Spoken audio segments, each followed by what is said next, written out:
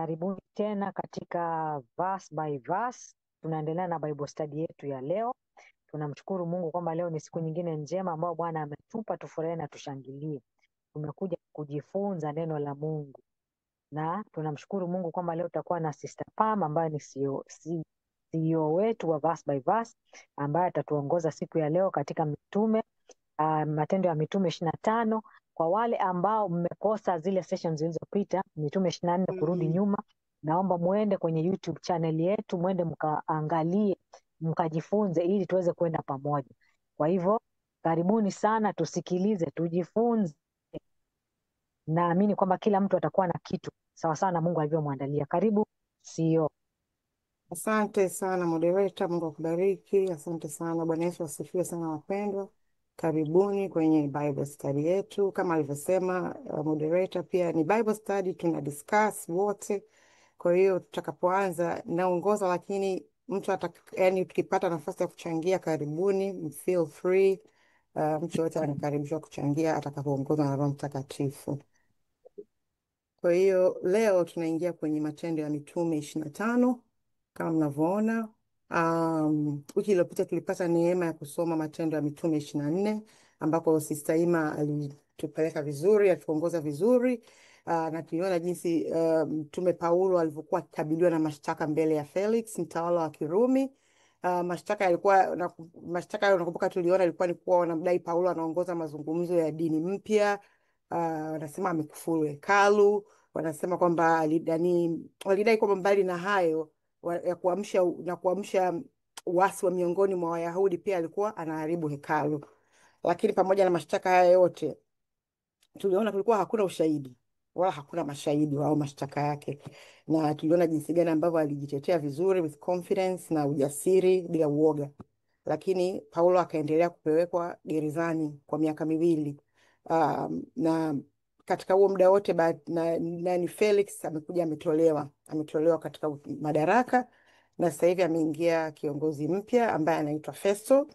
Kwa hiyo leo tutaona huyu mtawala mpya anavyohandle hii kesi ya Paulo, na kuna mtu mwingine pia atahusika, mtu muhimu sana kwenye hii kesi ambaye atakuwa ni Mfalme Agrippa, ambaye atahusika kuhandle hii kesi. Kwa hiyo karibuni, kama kawaida yetu tutasoma. Nimegawa hii chapter kwenye, sio kubwa sana, na nimejua ni mwendelezo huu wa ile mashtaka ya Paulo. Kwa hiyo nimegawa katika sehemu 2, nimegawa verse 1 mpaka 12, alafu sehemu ya pili itakuwa na verse 13 mpaka 27. Kwa hiyo tutaanza kipande cha kwanza ambacho ni mstari wa kwanza mpaka wa 12. Tutaingia wengine. Karibu Sister Ana, naomba nisaidie kusoma. Amen, mtumishi. Nami nitasoma kwa msaada wa Roho Mtakatifu. Matendo 25 mstari wa kwanza mpaka wa 12. Ninatumia version ya Neno. Nami nitasoma. Siku 3 baada ya Festo kuwasili Kaisaria kuchukua wajibu wake mpya, alipanda kwenda Yerusalemu, ambapo viongozi wa makuhani na viongozi wa Wayahudi walikuja mbele yake na kuleta mashtaka yao dhidi ya Paulo. Wakamsihi sana Festo kama upendeleo kwao aamuru Paulo ahamishiwe Yerusalemu, kwa kuwa walikuwa wanaandaa kumvizia ili wamuue akiwa njiani. Festo akawajibu, Paulo amezuiliwa huko Kaisaria, nami mwenyewe ninaenda huko hivi karibuni. Baadhi ya viongozi wenu wafuatane nami na kutoa mashtaka dhidi ya mtu huyo huko, kama amekosa jambo lolote. Mstari wa 6. Baada ya Festo kukaa miongoni mwao kwa karibu siku 8 au 10, akashuka kwenda Kaisaria, na siku iliyofuata akaitisha mahakama, akaketi penye kiti chake cha hukumu, akaamuru Paulo aletwe mbele yake. Paulo alipotokea, wale Wayahudi waliokuwa wameteremka toka Yerusalemu wakasimama wakiwa wamemzunguka, wakileta mashtaka mengi mazito dhidi yake ambayo hawakuweza kuyathibitisha. Ndipo Paulo akajitetea akasema, mimi sikufanya jambo lolote kinyume cha sheria ya Wayahudi au dhidi ya hekalu au kinyume cha Kaisari. Festo akitaka kuwapendeza Wayahudi akamuuliza Paulo, je, ungependa kwenda Yerusalemu na kukabili mashtaka mbele yangu huko? Paulo akasema, Mimi sasa nimesimama mbele ya mahakama ya Kaisari ambako ninastahili kushtakiwa. Kama vile wewe mwenyewe unavyojua vyema kabisa, sijawatendea Wayahudi kosa lolote. Basi kama mimi nina hatia ya kutenda kosa lolote linalostahili kifo, sikatai kufa. Lakini kama mashtaka yaliyotolewa dhidi yangu na hawa Wayahudi si kweli, hakuna yeyote aliye na haki ya kunikabidhi mikononi mwao. Naomba rufaa kwa Kaisari.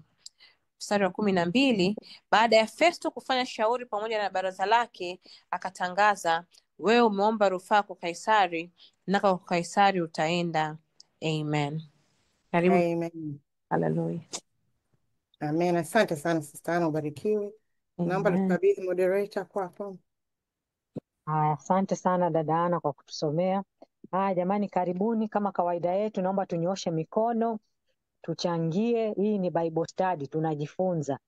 Hakuna mtu mwenye majibu yote isipokuwa Roho Mtakatifu. Kwa hivyo kile ambacho Bwana anakufundisha share na sisi. Alafu naomba tujitahidi tuongee tu kwa kifupi, yani kama mwenzako ameshakiongelea hicho kitu tusirudie tena, ili tuweze kumaximize huu muda na tuweze kujifunza zaidi. Kwa hivyo ninakaribisha mapendekezo. Naona Sister Rebecca hapo amenyosha mkono. Karibu Sister Rebecca. Amen. Bwana Yesu asifiwe wapendwa. Amina. Amen. Mi point ya kwanza ambayo nataka kuchangia ni jinsi ambavyo huyu kuhani mkuu walivyoenda kwa Festo huyu kwenda kumwomba, wanasema kumwomba fadhili juu yake kwamba atoe amri aletwe Yerusalemu. Kwa hiyo ina maana hawa Wayahudi walikuwa tayari wamekwisha mhukumu huyu Paulo. Kwa hiyo kwa wao tayari ni mkosa, lakini kwa vile wanajua sheria hayuko mkosa katika sheria, wanajaribu kumblackmail au kumbribe. Basi wanasema wanaomba fadhili ili kwamba yule atoe amri, lakini wao walikuwa na nia zaidi ya hiyo. Lakini anashukuriwa Mungu kwamba tuliona kule nyuma kwa chapter ya 23 nadhani, ambapo Paulo alikuwa amewekwa chini ya ulinzi. Sasa ndio huyu anajibu Festo kwamba mbona Paulo mwenyewe amewekwa chini ya ulinzi. Kwa hiyo tunaona jinsi ambavyo Mungu huwa anatangulia mbele yetu siku zote.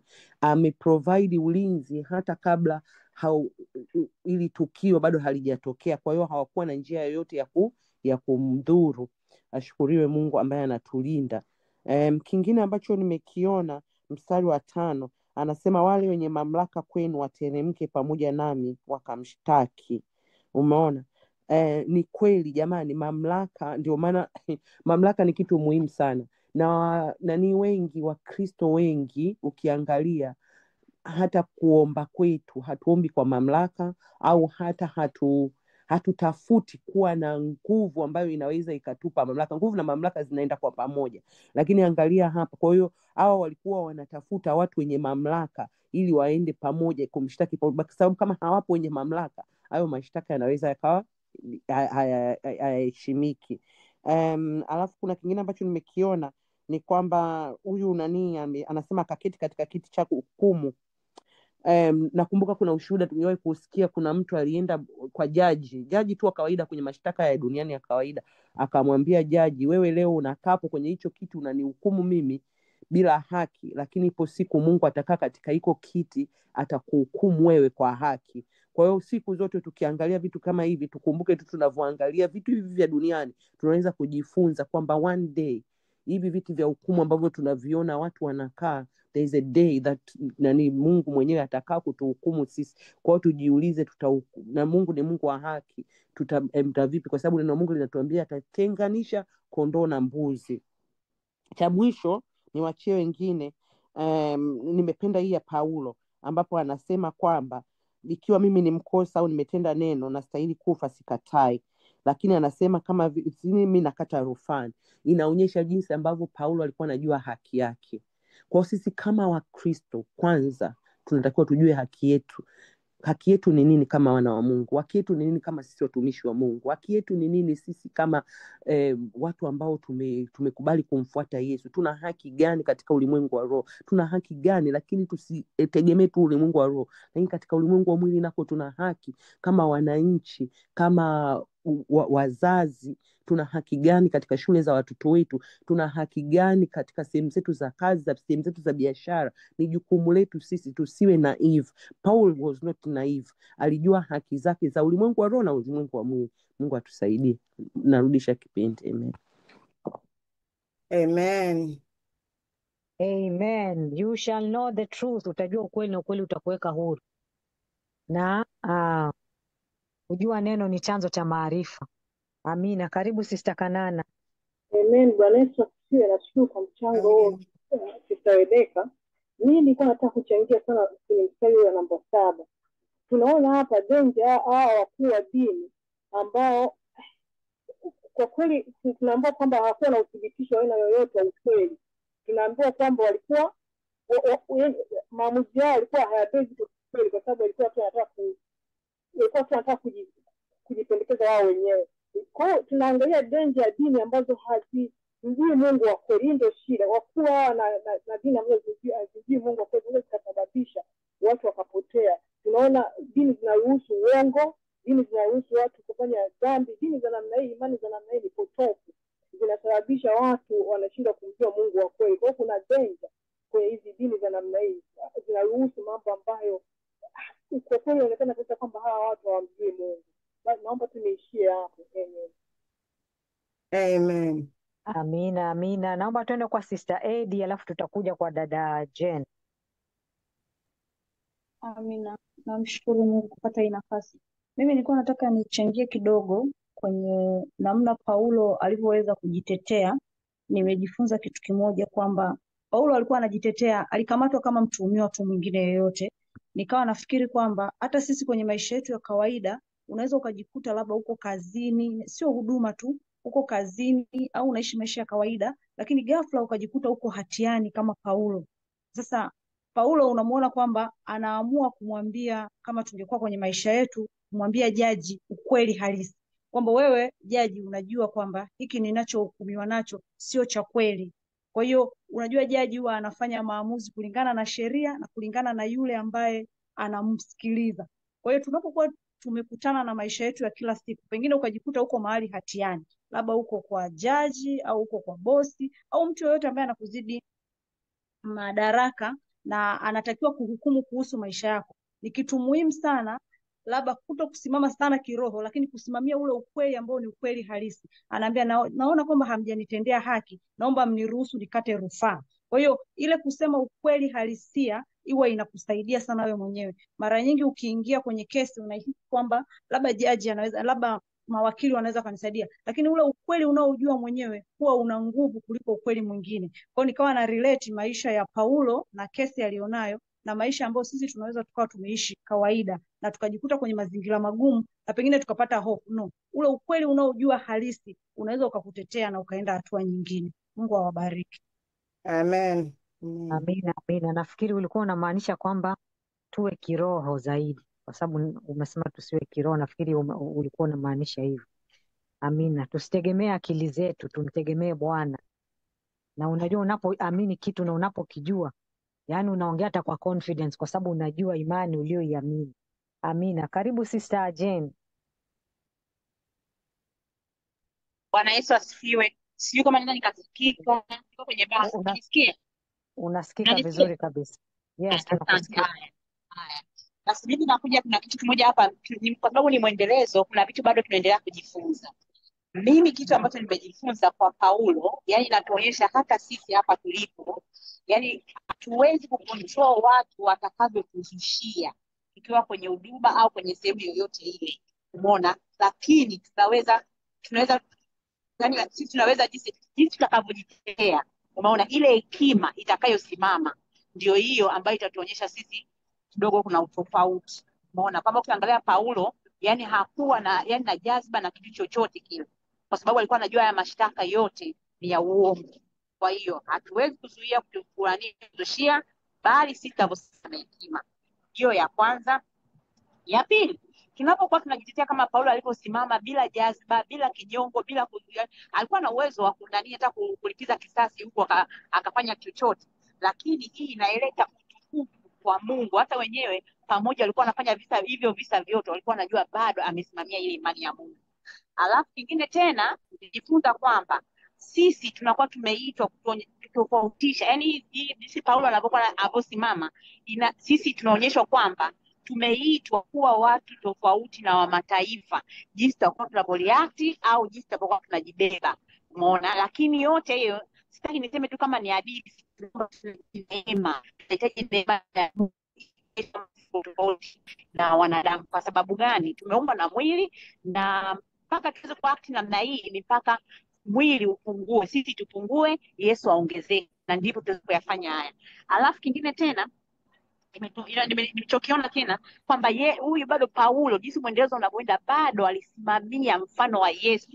Sasa na sisi bado tunamfuata Yesu na tunaamini sisi ni watumishi au tumebeba huduma ya Yesu. Tuendelee kuomba neema tukapate mfano wa Yesu, tusije kuwa tunahubiri vitu tofauti na matendo yako tofauti. Kwa hiyo ni neema peke yake ya Mungu ndio inaweza kutusimamisha. Haya, cha mwisho bado tunafundishwa naona hii kuna mtu tayari kashaiongelea, naomba niiache hapo tu. Kwa hiyo all in all tunahitaji neema ya Mungu katika yote hayo niliyoyaongea, kwa binadamu hatuwezi. Barikiwe. Amen. Amen. Amen.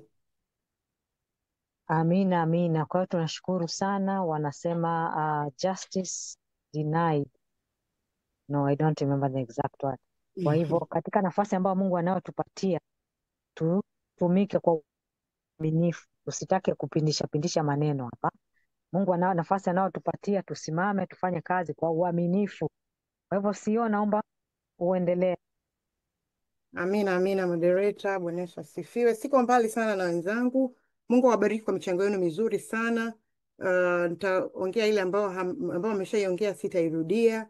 Naanza kwa point ya kwanza. Tumeona hapo kuhusu wamepanga kumvizia njiani na kumuua. Wanapanga kumvizia njiani na kumuua. Umeona eh? Kwa hiyo hapa ni Sister Kanala pia wamegusia hii. Uongozi wa kidini unaweza kupotoka. Amen. Kwa sababu unaona kabisa hapo walipaswa, yani Wayahudi hawa tunaona ni makuhani wakuu na ni viongozi wa Yahudi, walipaswa kuwa mfano wa haki, lakini hapa wanatumia mamlaka yao na hila na chuki. Kwa hiyo inatufundisha sana, yani kuwaombea viongozi kwa kweli, kwa sababu pia tutawajuaje? Tutajua kwa matendo yao.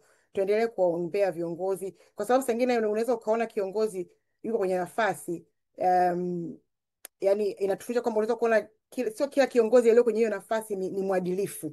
Kwa hiyo ni kuendelea kumwomba Mungu kwa kweli na kuwaombea viongozi. Na tunaona kabisa jinsi gani hapa uasi unaweza kufichwa kama haki. Wanataka Paulo akahukumiwe kwa haki huko Jerusalem, kumbe nia yao ilikuwa ni kumuua kwa kumvizia njiani. Point nyingine pia nimeona ni kwamba Mungu analinda watu wake always, always. Hii Sister Rebecca pia umeongelea, lakini nitaongezea kidogo kwamba mpango wa kumuua, unaona mpango wa kumuua ulikuwa ni wa siri, lakini haukufanikiwa. Kwa hapo tunajifunza nini? Kuna wakati unajua maadui sisi katika maisha yetu wanakuwa na mipango ya siri, sengine hatujui. Lakini Mungu anatukomboa katika mitego, na mitego mingi tu huko. Kuna mtumishi mmoja alikuwa anafundisha siku moja akasema, yani ukiona kwa macho ya nyama jinsi adui anavyokuvamia, utatoka hapo mlangoni. Kwa hiyo ni Mungu kwa kweli ni anatulinda tu siku zote. Anatanguliza ulinzi wake kama alivyokuwa anatanguliza pa ulinzi kwa Paulo. Mungu always pia analinda watu wake, especially kama umebeba kusudi lake. Na naamini kabisa kwa sababu Paulo alikuwa amebeba kusudi lake. Kama umebeba kusudi lake, kama unakwenda na mapenzi yake, Mungu always atakulinda.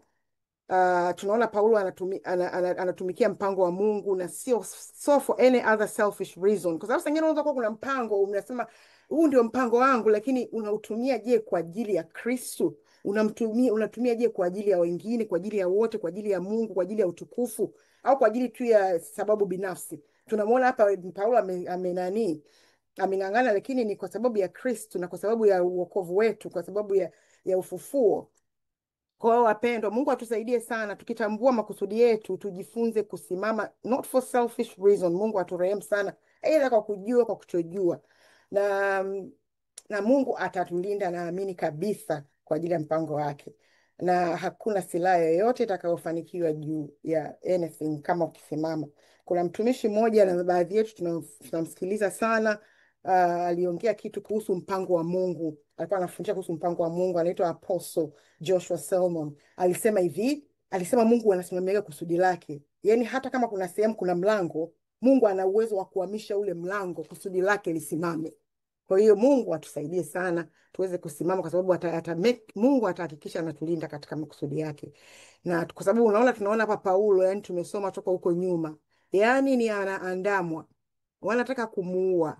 Ni hicho kitu pia alichobeba ndani yake, kuna hilo kusudi ambalo shetani anajua, na Mungu alimpa ulinzi mkali kwa njia mbalimbali. Tumeona kuna siku Sister Vicky alitoa mchango ulinibariki sana sana.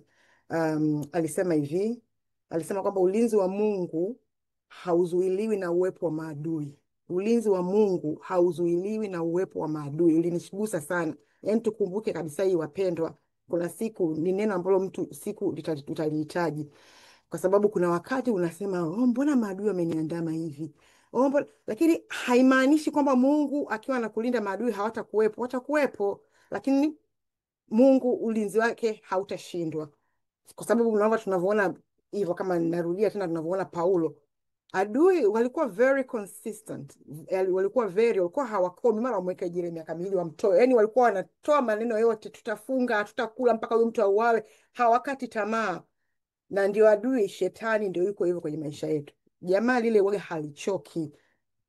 Lakini sisi tukumbuke always, no weapon formed against us shall prosper.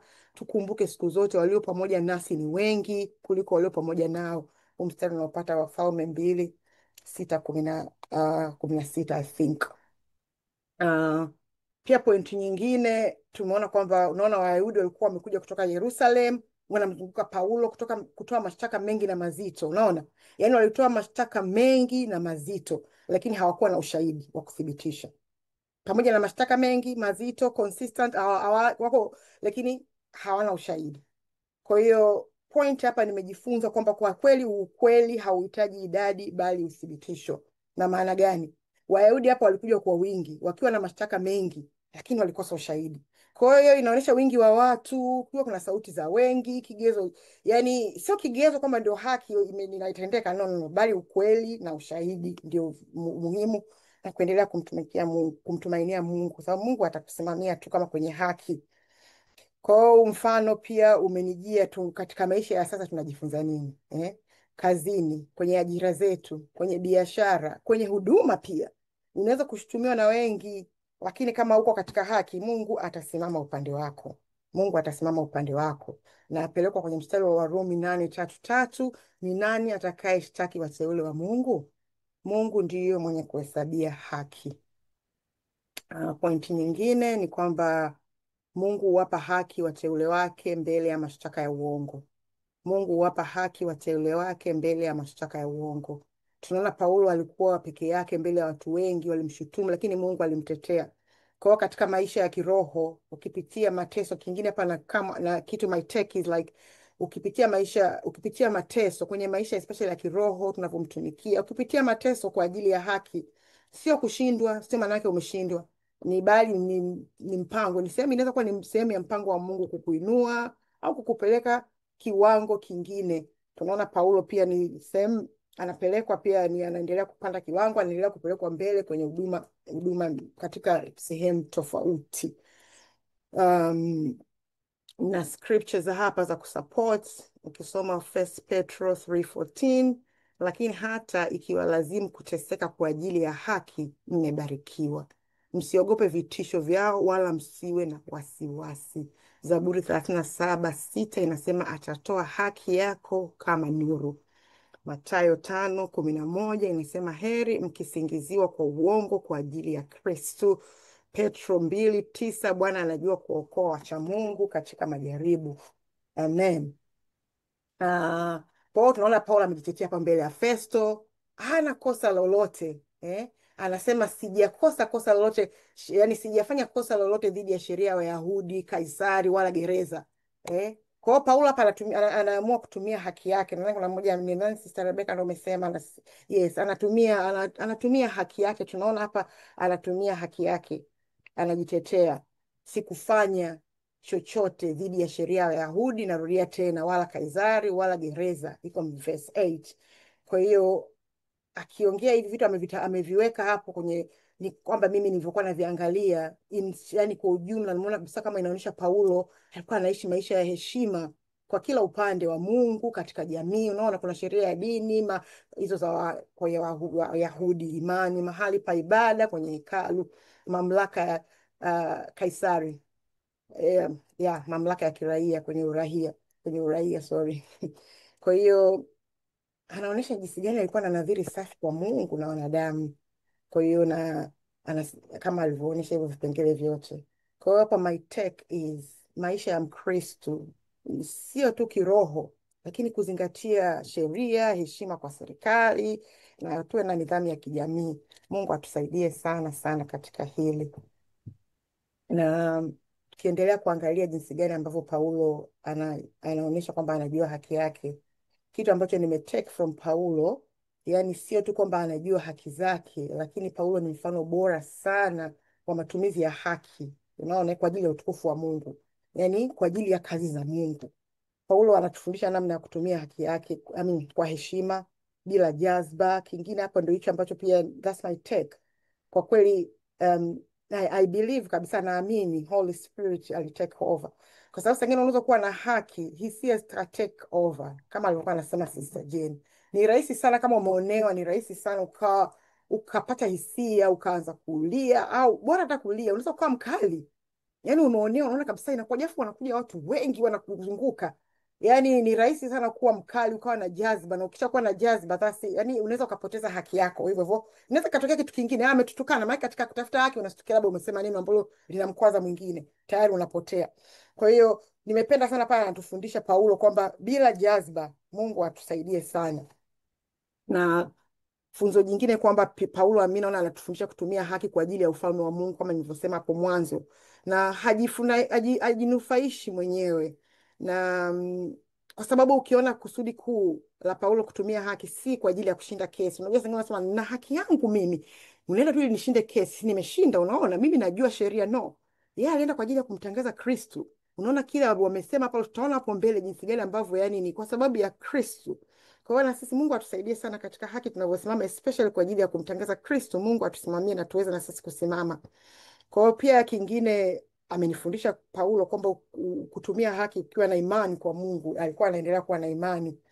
Na kwa hiyo na sisi pia hapa tukiwa tunamwamini Mungu, tunavyoendelea kumwamini Mungu.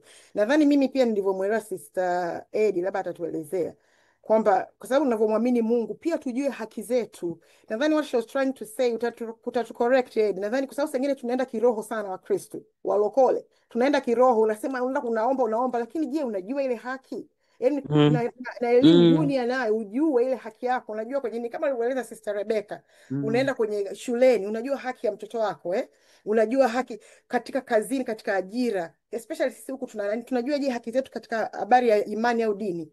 Mfano uhuru wa kuabudu au uhuru wa kulindwa katika unajua yani unaweza kubaguliwa kidini, unajua haki yako vipi, unalindwa vipi. Sister Anna alitolea testimony, very good testimony. Hapa ambapo alisimama kwenye haki kwenye ajira yake. Aliandamwa, lakini anasema alisimama kwenye haki na akamtumainia Mungu. Kwa hiyo Mungu atusaidie sana. Amen. Amen. Sister Edi, samahani naomba nikuulize, ndio ulimaanisha hivyo au ulimaanishaje? Labda kama unaweza ukafafanua kidogo. Okay, nilimaanisha kama hivyo, lakini nilikuwa nataka kulinki maisha yetu na maisha ya Paulo. Ndio. Paulo maisha yake yalikuwa ni hayo ya kumtumikia Mungu. Ina maana alipata tatizo kazini. Tunaweza tukasema alipata tatizo kazini. Kwa hiyo hata sisi kwenye mazingira ambayo tunafanya kazi tunaweza tukapata tatizo. Sasa tunachopaswa kufanya kwanza kuijua hiyo haki yako, lakini cha pili kuwa tayari kuisema, yani kuwa tayari kuisimamia hiyo haki yako.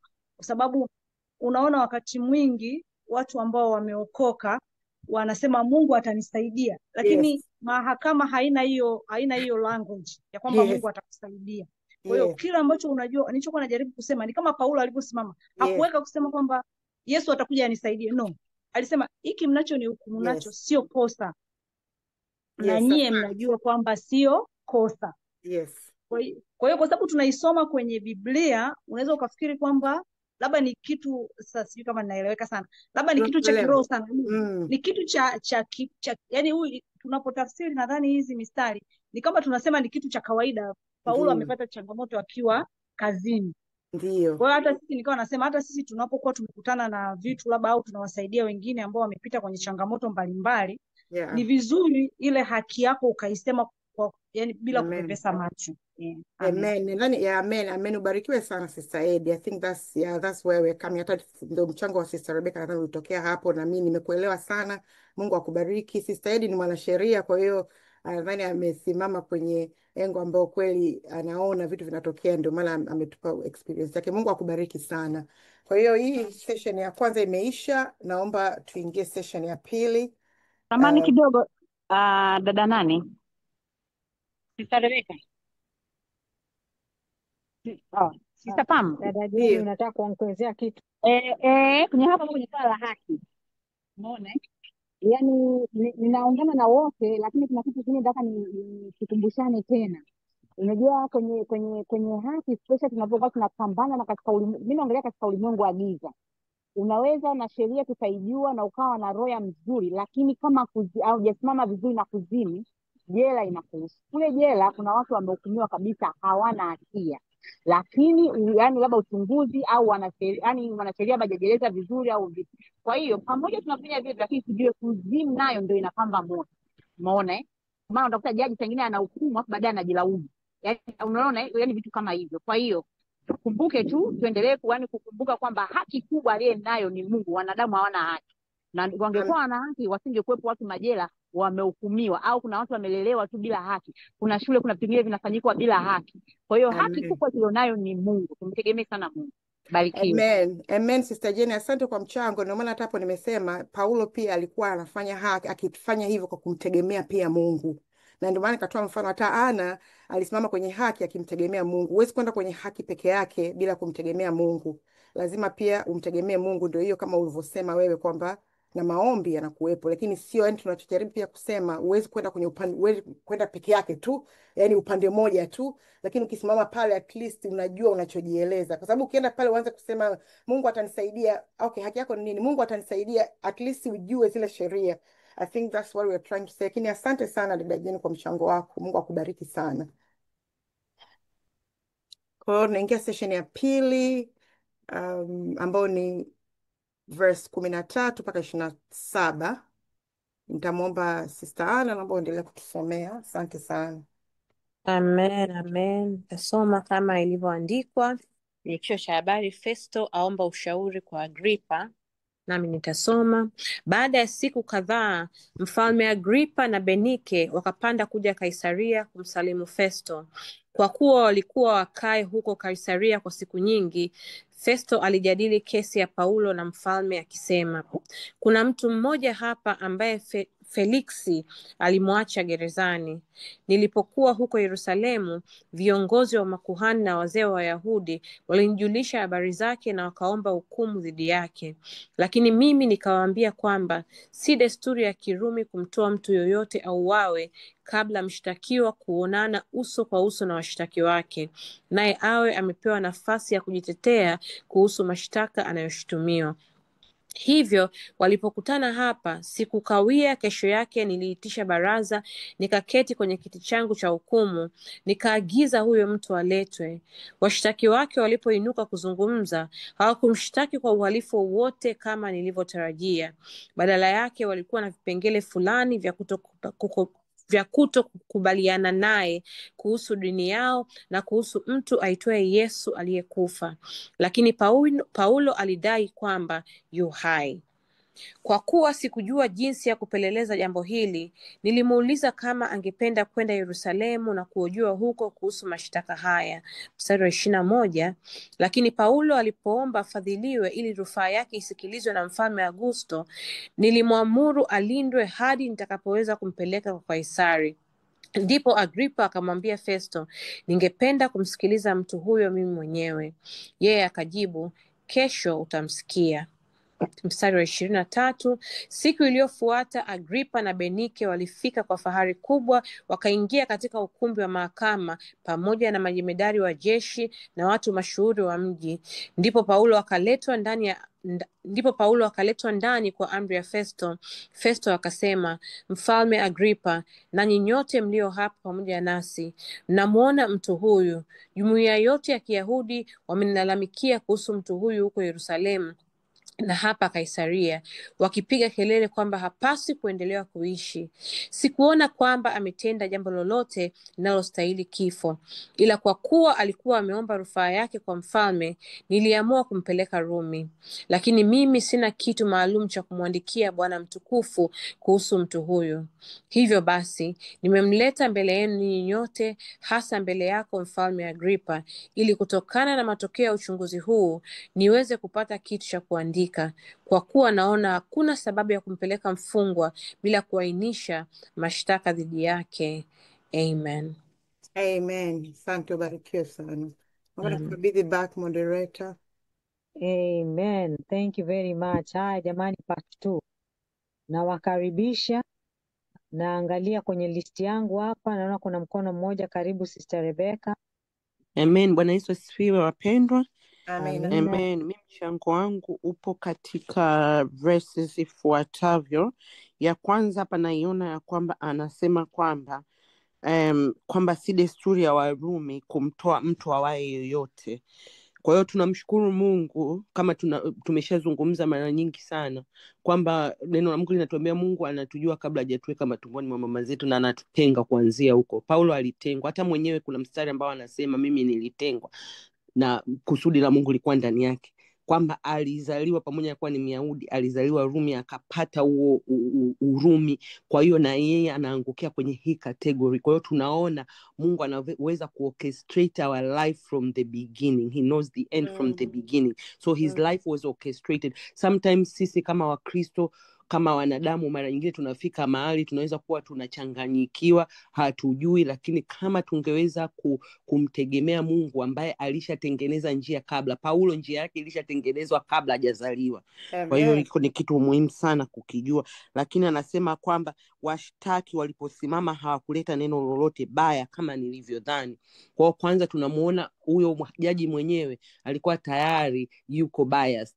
Alidhania something, alitakiwa awe ni mtu ambaye ni partial. He was not partial, but at the same time hawa washtaki, tukiangalia sisi katika maisha yetu, kwa sababu sisi tunajua mshtaki wetu ni mmoja, ni Ibilisi. Je, Ibilisi anavyoenda kutushtaki, je, kutakutwa neno lolote ambalo linatuhukumu?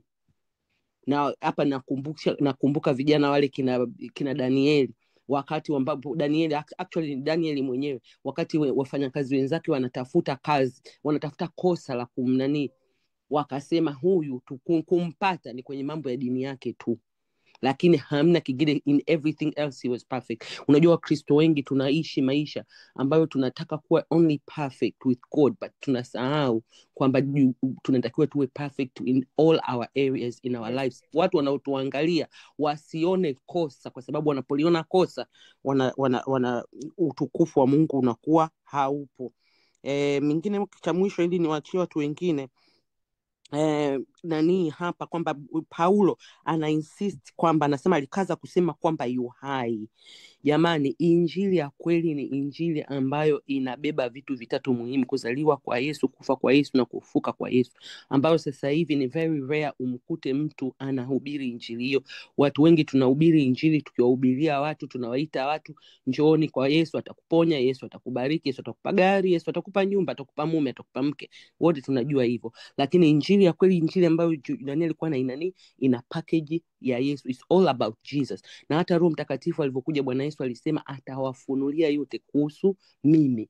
Kwa hiyo tunachotakiwa sisi ni kumhubiri Yesu Kristo. Hivi vingine ndio vile ambavyo neno la Mungu linasema ya kwamba utafuteni kwanza ufalme wa Mungu, vingine yote vitaongezewa. Sasa sisi tunahubiri vitu ambavyo tunaongezewa badala ya kuhubiri ufalme. Mungu awabariki. Amen.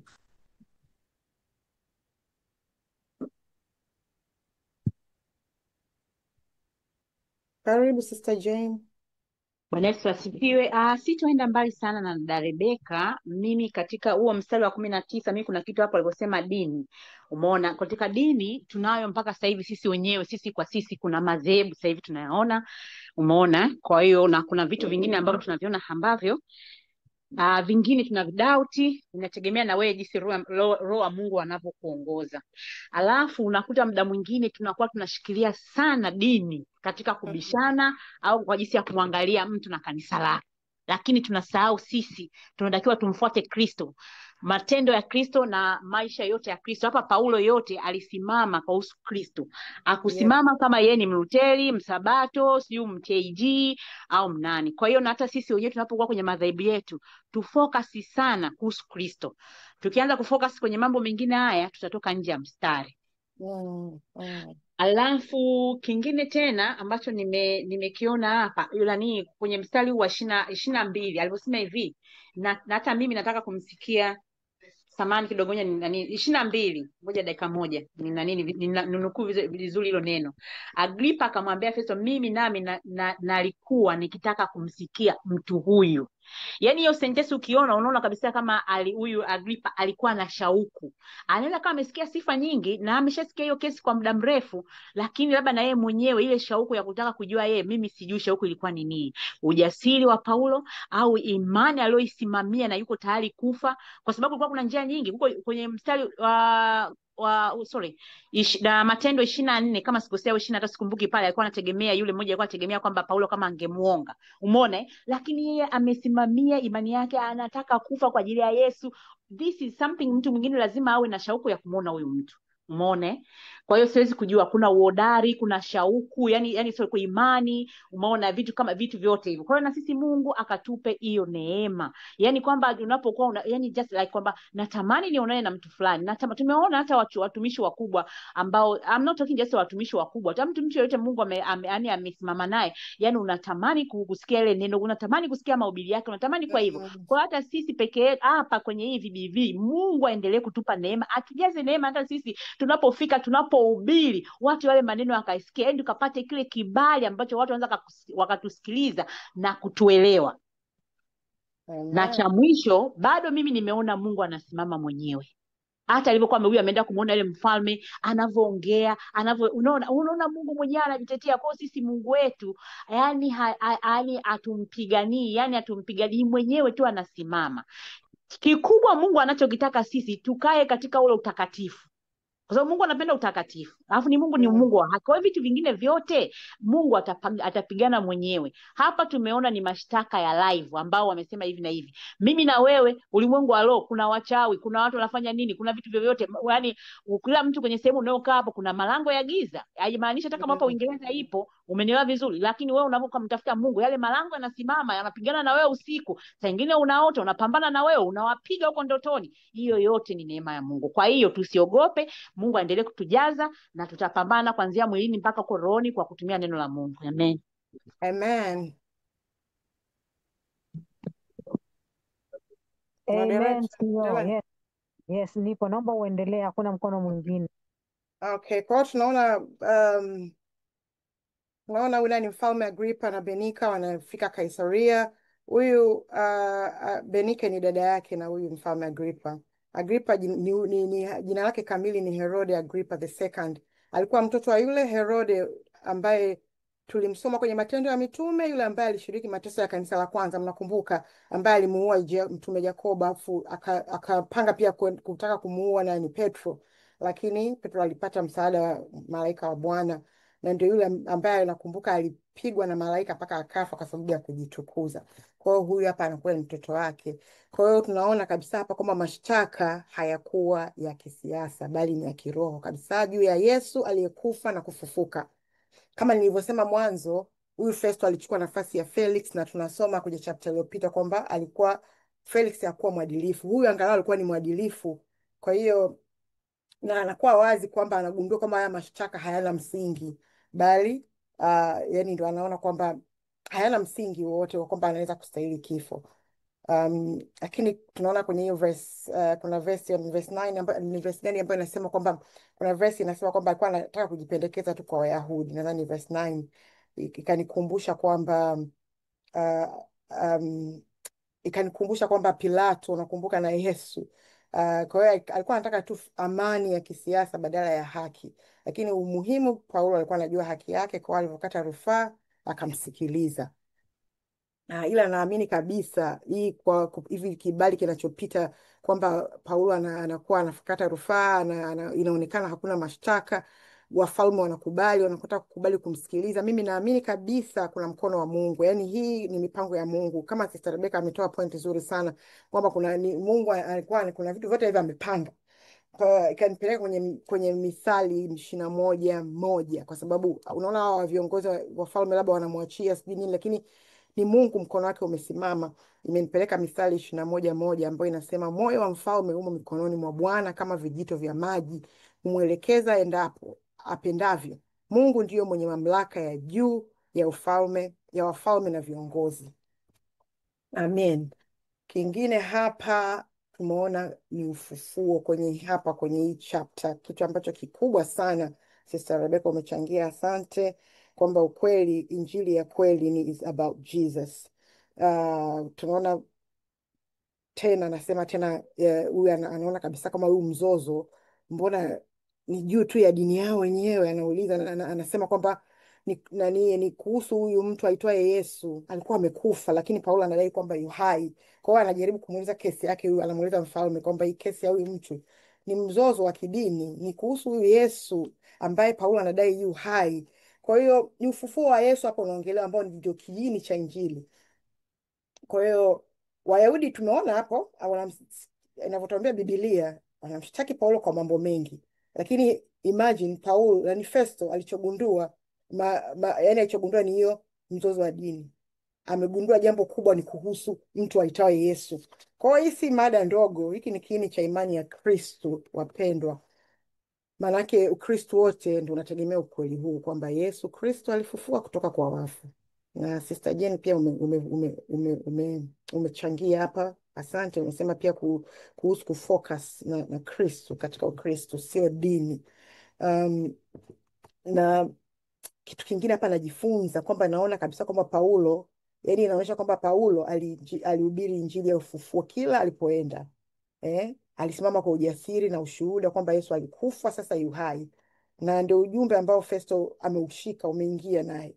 Kwa hiyo nilichopata kutoka kwa Paulo hapo, ambacho nimejifunza, Mungu atusaidie sana, ni kwamba kwanza nitasoma hizo scripture kwanza kuhusu ufufuo, alafu nitaendelea kwamba nimejifunza nini zaidi, kwa sababu kuhusu ufufuo unathibitisha kwamba Yesu ni mwana wa Mungu. Unaipata hiyo katika Warumi 1:4, kwa kufufuliwa kwake kutoka wafu alithibitishwa kuwa ni mwana wa Mungu kwa uweza. Ufufuo pia unathibitishia ushindi juu ya dhambi na mauti. Unaipata kwenye Wakorintho 15:55. Ufufuo unatoa tumaini la uzima wa milele kwa waumini. Unaipata Yohana 11:25 na Wakorintho 15:14. Wakorintho 1:15-14 inasema, na ikiwa Kristo hakufufuka, basi mahubiri yetu hayana maana, wala imani yetu haina faida. Basi katika hili, mpendwa, mimi na wewe tukiwa kama wana wa Mungu, kwa neema ya Yesu Kristo, tuombe, tusiogope kushuhudia kwa Yesu yu hai. Na ndio injili ya kweli, kwa sababu kama alivyosema ni Sister Rebecca, nadhani umechangia kwamba ndio hivyo. Utakuta saa hizi injili kusema kweli ndio yani mafundisho mengi ndio itakuwa kuhusu prosperity, magari, sijui pesa, sijui unataka kufanya nini. Ndio saa ingine injili, kuna mtumishi mmoja anasema saa ingine injili ni kama wengine wana limit, kwa sababu ukishasema nataka unahubiri kwa Yesu kuna hela. Sasa mtu mwenye hela utamwambia nini? Labda mtu ana afya, utamwambia kwa Yesu mtu ana afya. Kwa hiyo bora yani hubiri Kristo alifufuka, Kristo alikufa akafufuka, na yu hai. That's injili ya kweli. Kuna mtu alikuwa anatoa mfano, anasema kuhusu injili, unamhubiria Bill Gates kuhusu hela, nataka utajiri, unaenda Bill Gates utamwambiaje hivyo? Hata kuelewa. Kwa kifupi, tusiogope sana kushuhudia kwamba Yesu yu hai, kwa sababu alifufuka, yuko ndani yetu na anaendelea kutulinda na tutakasa na atatutetea, na atakuja tena kwa ajili ya kanisa letu, kanisa lake, sorry, atakuja tena kwa ajili ya kanisa lake. Point nyingine ambayo napenda kuichangia ni Paulo alifungwa, lakini injili iliendelea. Tukiangalia Timotheo 2:9 inatuambia ambayo kwa um, ambayo kwa hiyo inateseka hata kufikia hatua ya kufungwa minyororo kama mhalifu, lakini neno la Mungu halifungwi. Kwa hiyo Mtume Paulo tunajua wote ameandika vitabu. Kuna baadhi ya vitabu ameviandika alikuwa kwenye kifungo. Kwa mfano kama nadhani Wafilipi, barua ya kwa Wafilipi, Wakolosai, Filemon, Timotheo. Hizi barua aliziandika na zinaendelea kuhubiria watu, kutufundisha. Mamilioni tunapata mafunuo kutoka kwa hizo, na alikuwa kwenye kifungo. Kwa hiyo my point pia hapa najaribu kusema mtumishi anaweza kufungwa, lakini injili haiwezi kufungwa. Mwili unaweza kuzuiliwa, lakini neno la Mungu linaendelea, na jina lake naamini kabisa linaendelea kukua. Na ina maana gani sisi katika maisha yetu ya leo? Kwenye maisha yetu ya leo unaweza usiwe gerezani kwenye minyororo. Yaani sisi tunachukulia, achana na magereza ya minyororo. Unaweza kuwa kwenye gereza, unaweza kuwa kwenye gereza la kiuchumi. Unaweza kuwa una kazi, biashara labda imeanguka, imekuwa ngumu. Unaweza kuwa umefungwa kiafya, kisaikolojia, familia au kiroho. Kwenye kiroho unaweza ukastukia labda mtu unaona unahisi uko mbali na Mungu, huwezi hata kuomba. Lakini katika hali hizi I believe Mungu bado anaweza kutumia maisha yako na yangu kueneza injili, yaani injili ya Kristo. Kwa sababu uwepo wako tu, ushuhuda wako, tabia yako, maombi yako vinaweza kumgusa mtu mwingine. Yaani despite kuna kifungo chochote, na definitely utakuja kufunguliwa. Point nyingine nimeona kwamba unaweza kutumia hicho kifungo kama madhabahu. Unaona Nitatoa ushuhuda. Dada yetu Sister Rebecca yuko huku, wengi tunafahamu story yake. Yeye alikuwa kwenye dialysis kwa muda mrefu, alikuwa anakaa for hours kwa siku, lakini aligeuza that opportunity. Alikuwa anakaa kwenye kiti chake pale, anafanya dialysis, anatayarisha vipindi vya VBV, anatayarisha vipindi kanisani kwao, anatayarisha vipindi binafsi. Ana kipindi chake Binti Sayuni, atatayarisha vipindi vya JNR. Atatumia hicho kipindi, hata utampigia, atakupa advice, mtafanya review. Kwa hiyo I always say what the enemy meant for evil God uses for good. Na ndio Paulo pamoja na vifungo vyake, lakini alitumia hiyo opportunity. Na Paulo hakuona gereza kama ni mwisho, aliona kama ndio sehemu ya huduma yake. Na kama alivyosema, aliendelea kuomba, kufundisha, kuandika hata akiwa kifungoni.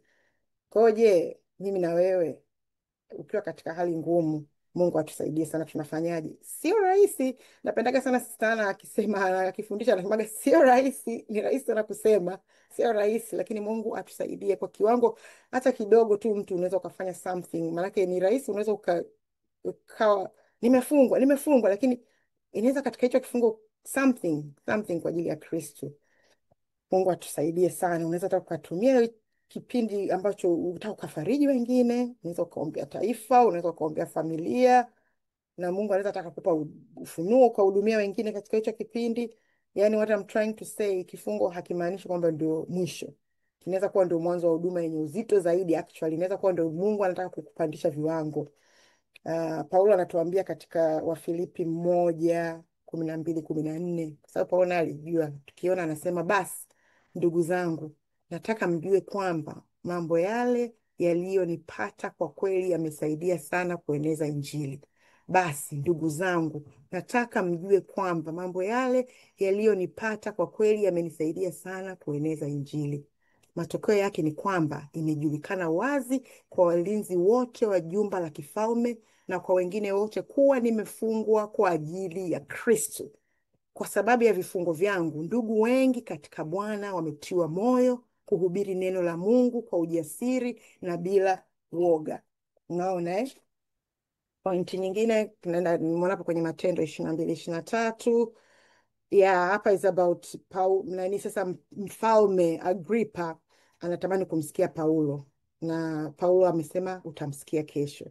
Kwa hiyo Paulo anatayarishwa ili aletwe kusema mbele ya mfalme, aanze kujitetea. Lakini tukumbuke katika haya yote Mungu alikuwa anatekeleza mpango wake. It's the same like Sister Rebecca, umeongelea hii kuhusu Mungu anapanga kitu. Kwa hiyo alikuwa anafanya mpango wake kumpitisha Paulo mbele ya wafalme na mataifa. Maanake unakumbuka kule tulisoma kwenye Matendo ya Mitume 9:15-16. Nakumbuka tulisoma Anania aliambiwa na Bwana katika maono akamtafute Sauli, ambaye ndo wakati ule ndio Paulo akawa Sauli, akaambiwa akamshike ili ataona, akaenda akamshike mkono ataona, akambandike mikono. Nakumbuka Anania akawa anaogopa sababu ya historia ya Paulo, yani Sauli then. Lakini Bwana akamwambia Anania, akasema, lakini Bwana akamwambia Anania, nenda, mtu huyu ni chombo nilichochagua kutangaza jina langu kwa watu wa mataifa na wafalme wao na watu wa Israeli, nami nitamwonyesha jinsi impasavyo kuteseka kwa ajili ya jina langu. Ndio maana Paulo alikuwa saa zote ana confidence, kwa sababu alikuwa anajua atapitia, alikuwa anajua. Amen. Kipengele cha mwisho hiki, kwa again Festo sasa anamueleza mfalme kuhusu kesi ya Paulo. Anamwambia kwamba Wayahudi walitaka ni auawe, lakini hakuona kosa la Paulo. Anamueleza mfalme hapo, kwa kuwa Paulo alikuwa amekata rufaa kwa Kaisari. Sasa Festo anahitaji barua kueleza sababu ya kumtuma kwa Kaisari. Nilichojifunza hapa my take ni haki ya kweli. Hapa kushirikishwa kwa Agrippa kusikiliza ile kesi, naona kama ni ishara ya uongozi bora, kumsikiliza pande zote, kumsikiliza mshtakiwa, kujua ni kitu gani. Ingaji I believe ni kuna mkono wa Mungu alitake over kutimiza mpango wake, lakini pia ni kwamba walionyesha haki ya kweli kwa kusikiliza, na tunaendelea kuona haki ya kweli ikijitokeza hata katikati ya mashtaka ya uongo. Tutaona. So Festo anashuhudia Paulo hakutenda kosa kwa kustahili kifo, si ndio? Kwa hiyo inatufundisha mtu hapaswi kuhukumu bila ushahidi. Not guilty until proven guilty. Sinajua ile, kwa sababu hawa ni kama nadhani sasa pia umeongelea, yani walianza kumhukumu kabla. Yani ni rahisi sana kumhukumu mtu kabla. Sasa ingine mnamhukumu na ile crowd, unafahamu ile kufuata mkumbo. Yani I believe sasa ingine anatokea tu mtu mmoja, lakini atakutokea wengine nyuma, wanataka kuaminisha wengine. Mwingine hata hajui kwa nini amefuata ile mkumbo, naye anataka kuhukumu au wawe, lakini dokta wengine hata ni hisia tuseme. Kwa hiyo Mungu atusaidie sana, na tumeona Mungu ameendelea kusimamia kusudi lake na mpango wake kwa mtumishi wake. Kwa kweli kama kuna mpango wa Mungu, hata sauti nyingi ziinuke, hazitafanikiwa. Hakuna silaha yoyote ambayo itafanikiwa. Na huo ndio mwisho wa somo letu. Mungu awabariki sana sana sana. Asante. Asante sana kwa kushiriki katika kujifunza neno la Mungu. Mpendwa, kama utapenda kumpokea Yesu awe Bwana na Mwokozi wa maisha yako, na kukaribisha uombe sala ifuatayo. Baba wa mbinguni, asante kwa upendo wako na rehema zako, na kujia katika jina la Yesu Kristo. Nakiri kuwa mimi ni mwenye dhambi na naomba msamaha wako. Ninaamini kuwa Yesu Kristo alikufa kwa ajili ya dhambi zangu na akafufuka ili nipate uzima wa milele. Namkubali Yesu Kristo kuwa Bwana na Mwokozi wa maisha yangu. Ingia moyoni mwangu na unifanye upya. Nisaidie kufuate siku zote za maisha yangu. Asante kwa kunipa wokovu kwa neema. Amina.